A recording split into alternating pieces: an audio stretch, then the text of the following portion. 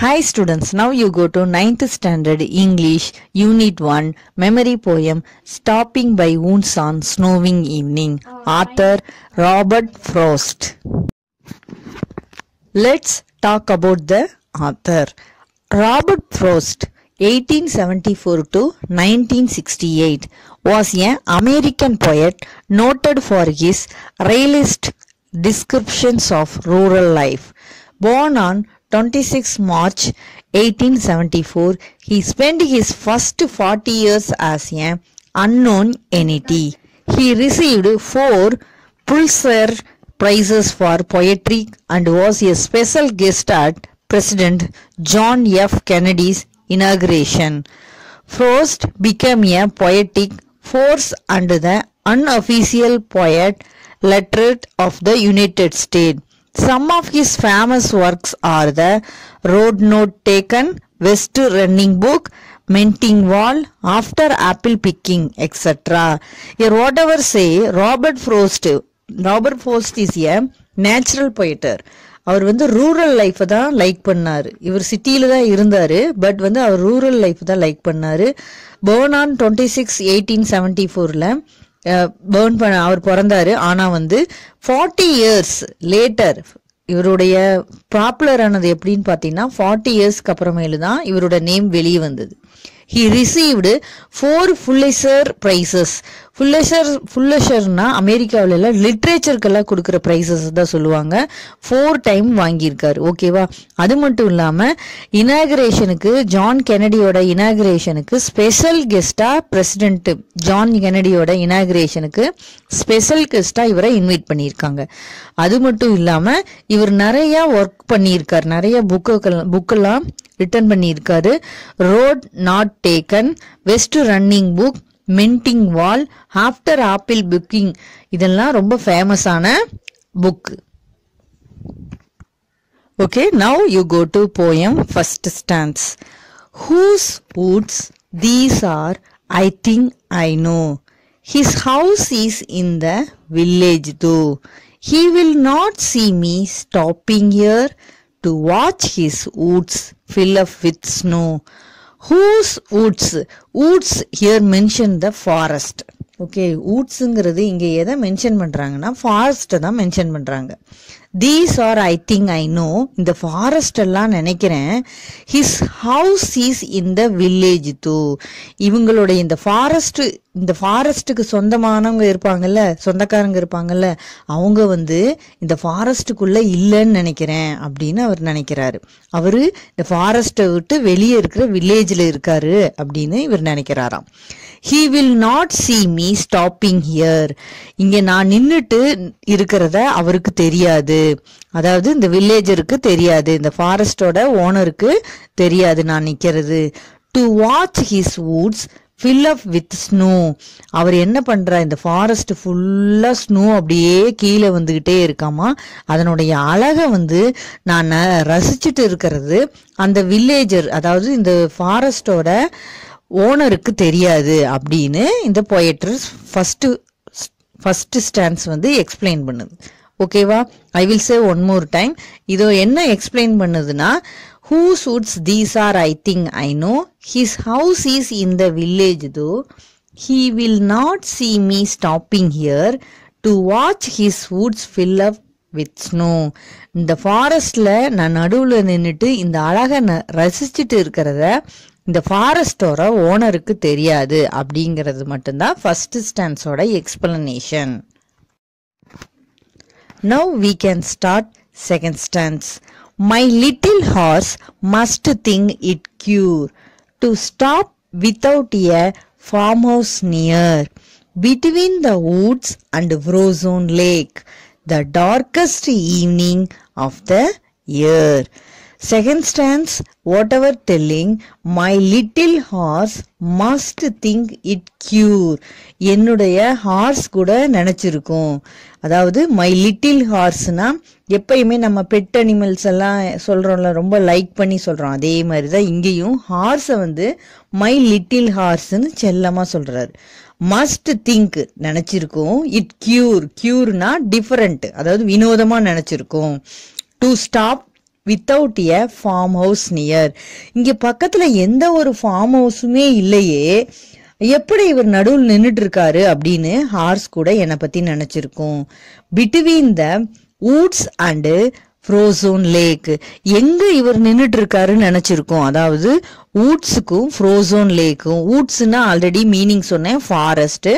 ஃப்ரோசோன் லேக்னா வாட்டர் எல்லாம் இப்ப ஐஸ் கட்டி எல்லாம் வந்து ஐஸ் ஆயிருக்கும்ல, வாட்டர் வந்து ஃப்ரூசன் ஆயிருக்கும்ல, ஐஸா ஃபார்ம் ஆயிருக்கும்ல, அந்த ஐஸா ஃபார்ம் ஆனது மேல இந்த ஹார்ஸ் நின்றுட்டு இருக்குதாமா.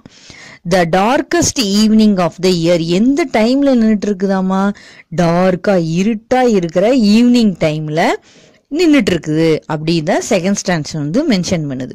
ஓகேவா, இந்த செகண்ட் ஸ்டான்ஸ் என்ன சொல்லுதுன்னா, ஹார்ஸ் வந்து டிஃப்ரெண்டா என்னை பத்தி நினைச்சிருக்கும், இங்க பக்கத்துல எந்த ஒரு ஃபார்ம் ஹவுஸுமே கிடையாது, அது மட்டும் இல்லாம ஃபாரஸ்ட்டுக்கும் ஃப்ரோசோன் லேக்குக்கும் நடுவுல போய் நான் நின்றுட்டு இருக்கிறேன், அந்த எந்த டைம்ல நின்றுட்டு இருக்கிற, டார்கஸ்டான ஈவினிங் டைம்ல நின்றுட்டு இருக்கேன்.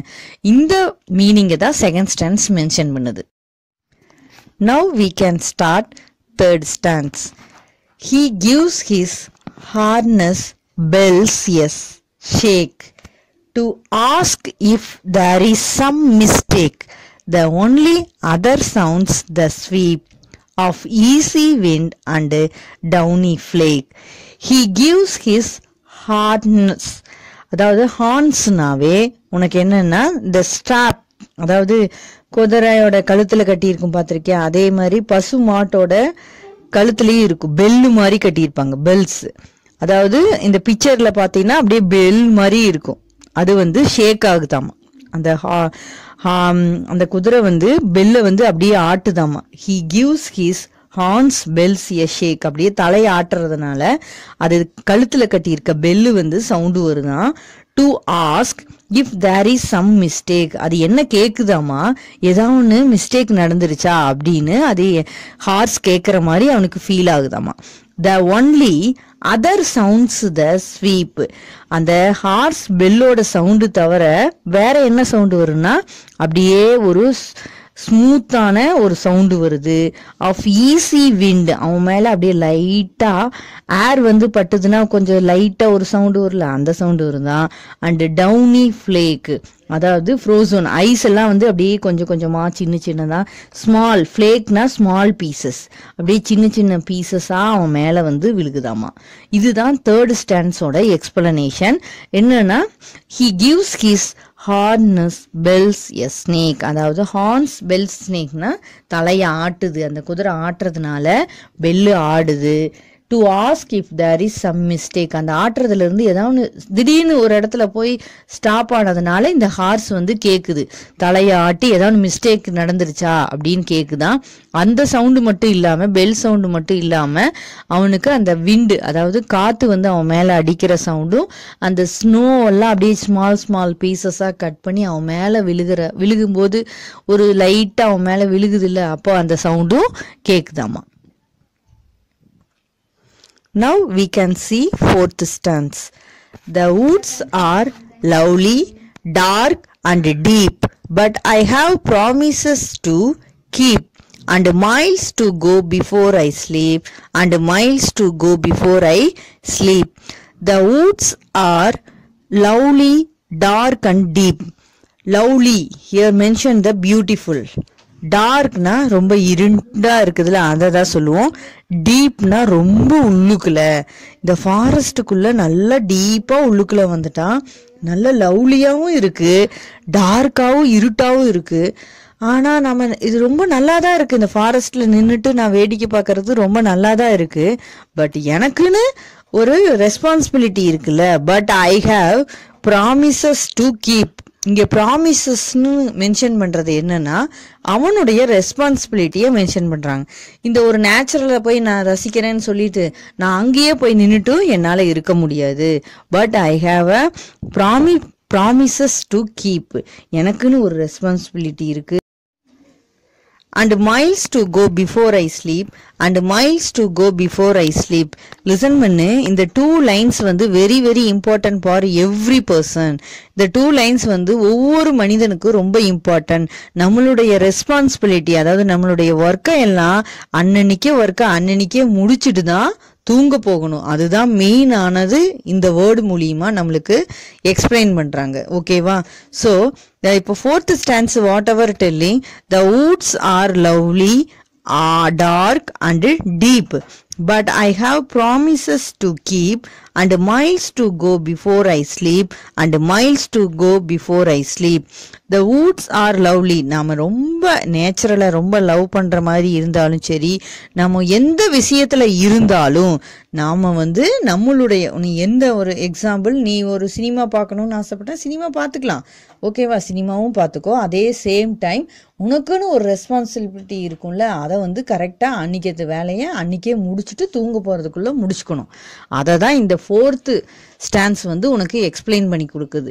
ஸ்டூடெண்ட்ஸ் ஆனால் நீ என்ன பண்ணணும், இன்னைக்கு என்ன படிக்கணுமோ அதை படிக்க முடிச்சிடணும். இன்னைக்கே தூங்குறதுக்கு முன்னாடி படிக்கிற வேலை, இன்னி வேலையை இன்னைக்கு என்ன வேலையோ அந்த வேலையை இன்னைக்கே முடிச்சிடணும். அதை தான் ஸ்டூடெண்ட்ஸ்க்கு எக்ஸ்பிளைன் பண்ணுறதுக்காகவே இந்த பொயட்டை இங்கே கொண்டு வந்து வச்சுருக்காங்க 9th ஸ்டாண்டர்டில். ஸோ இனிமேல் என்ன பண்ண போகிறோம், நாம் டெய்லியும் ஒர்க்கை டெய்லியும் கம்ப்ளீட் பண்ணிட்டு தூங்குறதுக்கு முன்னாடி கம்ப்ளீட் பண்ணிட்டு தான் தூங்குறோம். ஓகேவா students? Now you go to அதனுடைய ஆத்தர் பார்த்தீங்கன்னா Robert Frost. Okay, now we can see the do you know box. Jawaharlal Nehru, the former Prime Minister of India, had the last 2 lines of this poem written in black letters and placed it on his desk as these lines reminded him of his responsibility. இங்க ஜவஹர்லால் நேரு உனக்கு தெரியும், prime minister of India. அவர் என்ன பண்ணாரா, அந்த last 2 line இருக்குல்ல, இந்த போயமோட last 2 lines and miles to go before I sleep அண்ட் மைல்ஸ் டு கோ பிஃபோர் ஐ ஸ்லீப்னு இருக்குல்ல, அந்த 2 லைன்ஸை வந்து நல்லா பிளாக் லெட்டர்ல எழுதி அவருடைய டெஸ்க்ல வச்சிருந்து எப்ப பார்த்தாலும் அதை எடுத்து பார்த்துக்குவாராம். என்ன மென்ஷன் பண்ணணுமா, அதோட மீனிங் நான் ஆல்ரெடி உங்கள்கிட்ட சொன்னேன்ல, அன்றைய இன்னைக்கு என்ன வேலையோ அந்த வேலையை இன்னைக்கே முடிச்சுட்டு தான் தூங்க போறதுக்கு முன்னாடி முடிக்கணும். அதை தான் இந்த ஜவஹர்லால் நேரு என்ன பண்ணாரா, என்னுடைய ரெஸ்பான்சிபிலிட்டி, நான் தூங்க போறதுக்கு முன்னாடி என்னுடைய ரெஸ்பான்சிபிலிட்டி எல்லாம் கம்ப்ளீட் பண்ணணுங்கிறத ஞாபகப்படுத்துறதுக்காகவே இந்த லாஸ்ட் 2 லைன்ஸ், அதாவது and miles to go before I sleep and miles to go before I sleepங்கிற அந்த வேர்ட்ஸை எழுதி டெஸ்க்ல வச்சிருந்தாராமா. Now we can see the glossary. Cureனா strange, odd. Strangeனா ஆல்ரெடி உங்கள்கிட்ட சொன்னேன், ஒரு வித்தியாசமா இருக்கிறதுன்னு சொல்லலாம், வினோதமா இருக்கிறதும் சொல்லலாம், different to see அதை சொல்லலாம். Woodsனா an area of land covered with a thick growth of trees. Forest. ஓகேவா? ஒரு நிறைய மரம்ல நிறைய இருக்கிற இடத்த தானே ஃபாரஸ்ட்னு சொல்லுவோம். அதை தான் இங்க மென்ஷன் பண்றாங்க. நெக்ஸ்ட் ஹார்னஸ்னா என்னன்னா straps and fitting by which a horse is fastened to a cart or carriage. அதாவது அதனுடைய வாயிலிருந்து இழுத்து பிடிச்சி இப்படி தொண்டை கழுத்து வரைக்கும் அதை இழுத்து பிடிச்சி கட்டியிருப்பாங்க. ஓகேவா? அடுத்தது ஃப்ரோசன்னா இன் ஐஸ் ஃபார்ம், ஐஸா மாறுறது தான். Sweep to move swiftly and smoothly, அதாவது அதாவது நல்லா மெதுவா மூவ் பண்றத சொல்றது. Next downy, soft and fluffy. அடுத்தது flake, a small piece of snow flake, அதாவது ஸ்னோ எல்லாம் சின்னதா கட் பண்ணி குட்டி குட்டியா கட் பண்றது இல்ல, அதை தான் சொல்றது ஃப்ளேக்குன்னு சொல்றது. Now you go to glossary எல்லாமே கம்ப்ளீட் பண்ணிட்டோம். இது வந்து மெமரி போயமா 9th ஸ்டாண்டர்டுக்கு கொடுத்துருக்காங்க. Very easy memory poem. Okay, 1 or 2 time read பண்ணீங்கன்னாவே ஈஸியா வந்துடும். ஓகே, இந்த வீடியோ இதோட கம்ப்ளீட் ஆகுது. இந்த வீடியோவை லைக் பண்ணுங்க, ஷேர் பண்ணுங்க, சப்ஸ்கிரைப் பண்ணுங்க. தேங்க்யூ.